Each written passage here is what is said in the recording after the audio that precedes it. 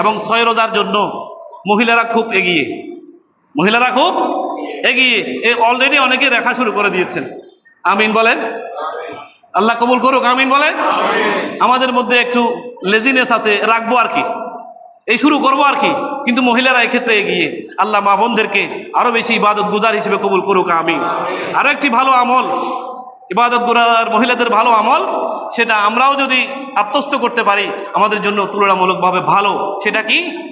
আমি দেখেছি অধিকাংশ মহিলা নামাজের সময় নতুন কাপড় পরেন, অর্থাৎ ব্যবহৃত কাপড় পাল্টিয়ে অন্য কাপড় পরেন। এটা অধিকাংশ মহিলাদের আমল। তো এই আমলটা যদি আমরাও করতে পারি, সাধারণত আমরা কাপড় কম পাল্টাই, পুরুষরা আমাদের জন্য কাপড় কম পাল্টাই, অথবা অনেক সময় আমাদের সুযোগ হয় না, অফিস আদালতের কারণে, জার্নির কারণে এটা সুযোগ হয় না। যদি সুযোগ থাকে তো নামাজের জন্য ফ্রেশ কাপড় পরা, নতুন করে কাপড় পরা, এটা একটি ভালো আমল। তখন দেখবেন আপনি আগের ব্যবহৃত লুঙ্গি নিয়ে নামাজ পড়েন, আর ওই লুঙ্গি পাল্টিয়ে আর একটা ফ্রেশ কাপড় দিয়ে নামাজ পড়বেন, আপনার কাছে তুলনামূলকভাবে ওই ফ্রেশ কাপড় নিয়ে নামাজ পড়ার ইবাদতটা বেশি মজাওয়ালা হবে, ইখলাস ও মহব্বতওয়ালা হবে। বড় করে বলুন সুবহানাল্লাহ। তো রোজার ক্ষেত্রেও দেখছি ওনারা এগিয়ে, 6 রোজার ক্ষেত্রে এবং ওই কাপড় পাল্টানোর ক্ষেত্রে, এই আমলের ক্ষেত্রে ওনারা এগিয়ে।